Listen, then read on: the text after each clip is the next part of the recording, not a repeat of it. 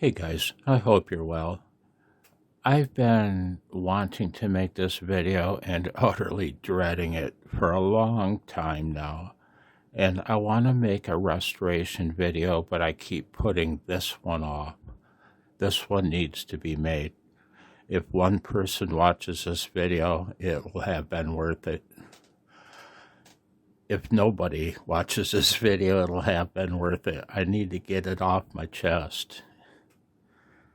That's my workbench. That's a Hallicrafters S-120 receiver. I had an S-107 receiver, which is almost identical to that, and that's the radio that introduced me to the world of ham radio and Morse code. I think I've told my story before. Behind the receiver, I'm scared, man. I'm shaking. I'm sitting on my bed behind you, by the way. Behind the receivers. I don't know if I'll be able to do this.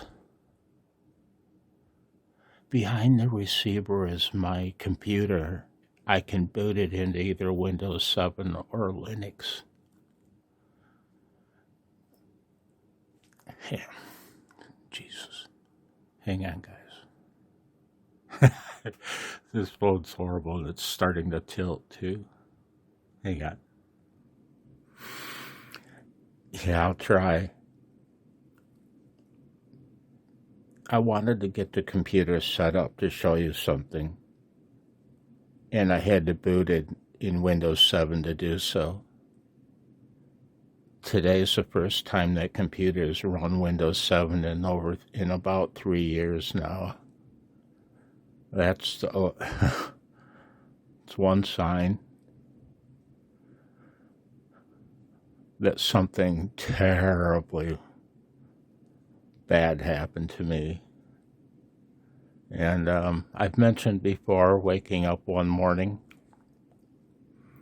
sitting down in the garage with the back door open and looking and seeing that the house was tilted and falling down. That's what it looked like to my vision, to my brain.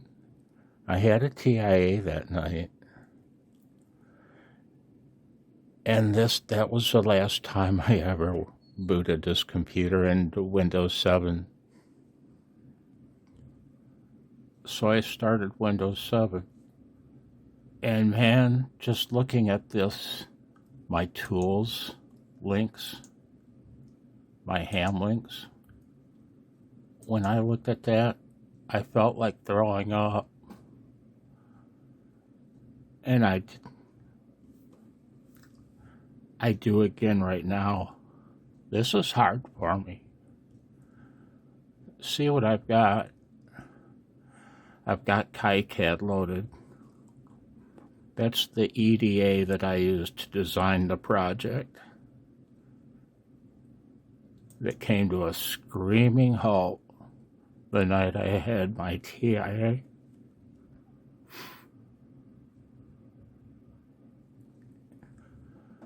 And that's the editor main window. I gotta be careful not to bump the tripod. Man, I gotta take my glasses off and look at the computer now. I'm gonna pause you and zoom you in, and I want to show you the printed circuit board and the schematic real quick for a super het transceiver or 40 meters. Hang on. I hope that's bright enough for you. It's hard to tell on my phone. Well, this is a transceiver project that I designed. I'll show you the schematic. Heavy emphasis on ultra reliability. How else to describe it? Minimal radiation of spurious signals via directly from the case or via the antenna terminal or any connection to the case. This was going to be a full-blown prepper freakout radio. But what you have here is just a basic superhet design. And it's a good one too. It's got, let's see if this itineration has it or not. This itineration just has a bandwidth switch, narrow and wide. I have another design that incorporates a variable bandwidth control.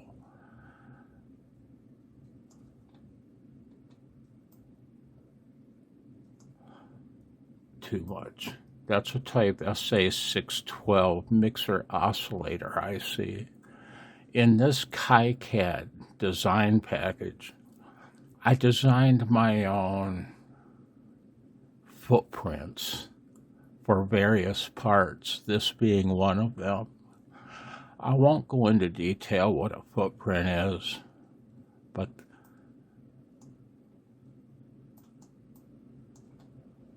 I had a million things I wanted to say about this design.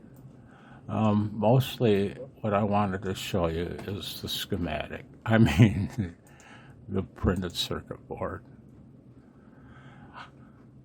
I had things I wanted to talk about regarding this board, but I can't think of what they are now.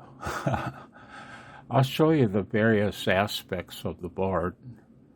I think I'm going to zoom you in a little more. Yeah, hang on. Okay, if you see the camera bump up and down when I pause and unpause, sorry. So that's what the board looks like in my design package. That's both layers of copper being visible, the front and the back, as well as what you would consider the ground plane, which in a design program like this is called a polygon fill. Let me turn off the back layer. Now let me turn off the polygon fill. That's what the front traces look like. I'm going to zoom in, pan you around. That's what the front traces look like. Okay, let me turn those off. Let me turn those off, and now you can see just the silkscreen layer. That's a hell of a board, man. I'm going to zoom back out one notch. Man, you know what? That's a hell of a board. Let me turn on the back layer now. And now you're looking at just the back layer. I'll show you both layers now without the polygon fill. That's both layers. That's all of the traces. The table's shaking, or I am. I can see the camera shaking. I'm shaking. That's both layers of traces. Let me zoom you in. This is a via. A via is like a little rivet. It's not a rivet, it's plated through with copper. It's a hole that's plated through to connect both sides, one trace to the other. It transfers connection to the other side of the board. I'm shaky. Let me turn on the polygon fill again, which represents, oops, come on, man. There. I could talk about KiCad for an hour probably and show you various elements, but I've shown you about what I wanted to show you. I'm shaking, man. It's hard to talk right now. Hey, I know. You want to see a 3D rendition of the board? take it a second.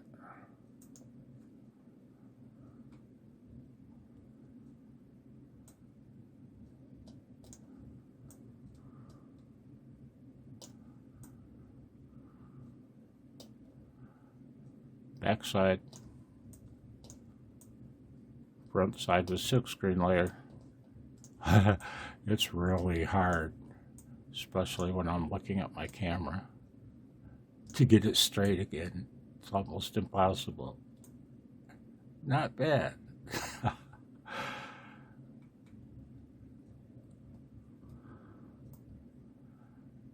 The silkscreen graphics I designed my own, such as for these toroidal transformers.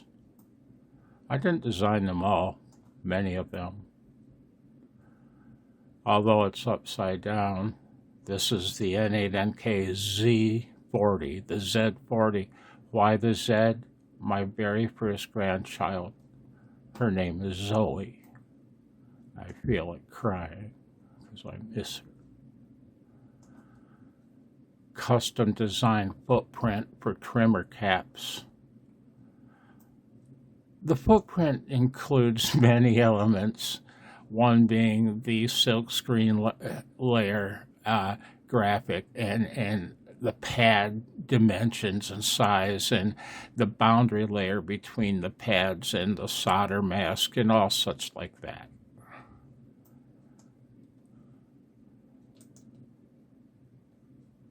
That's my printed circuit board for the N8NK Z40.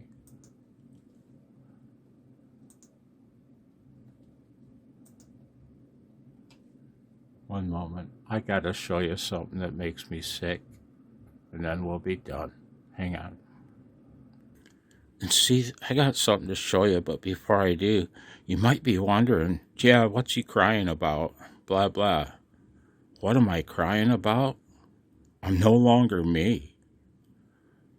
When I look at that stuff, I wonder why.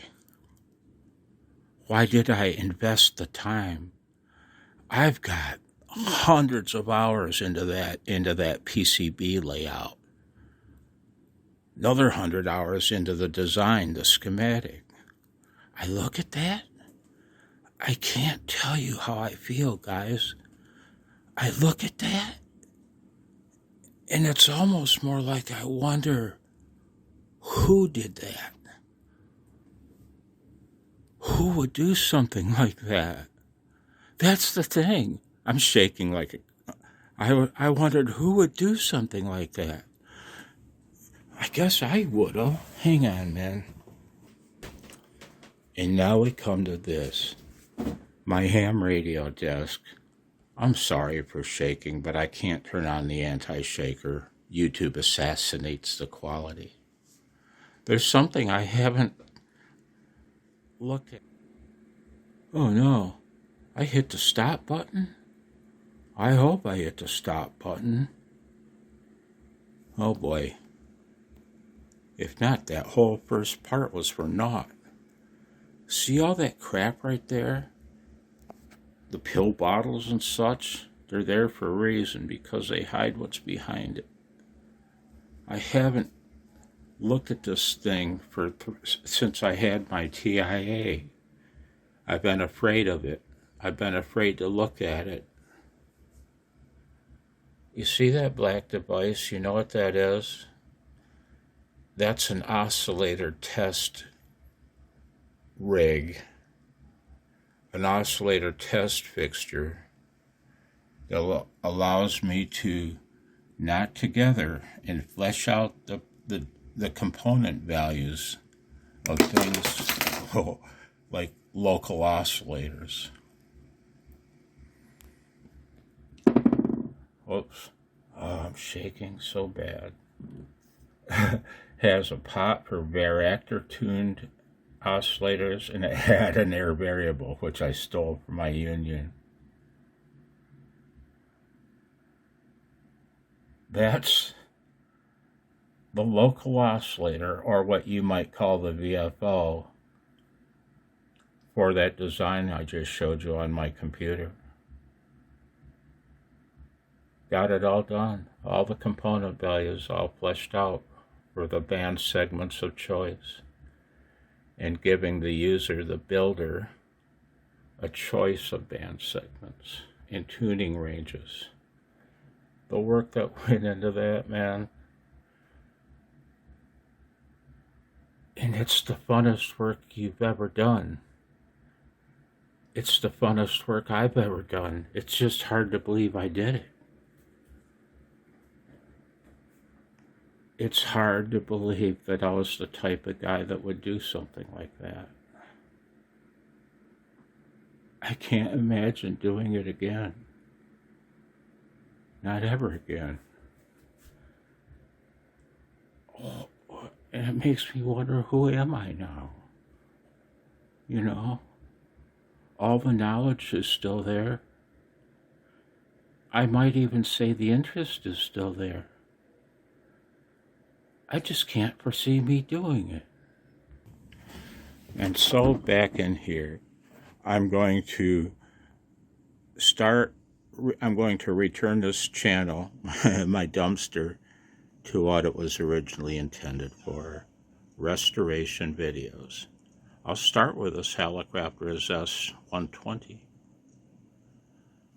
And then I'll let you guys choose.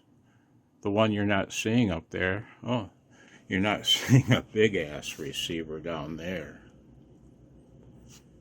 You're not seeing the Johnson Viking 2 transmitter down there. Or my Heathkit SB101 jammed in there. This is a mess, man.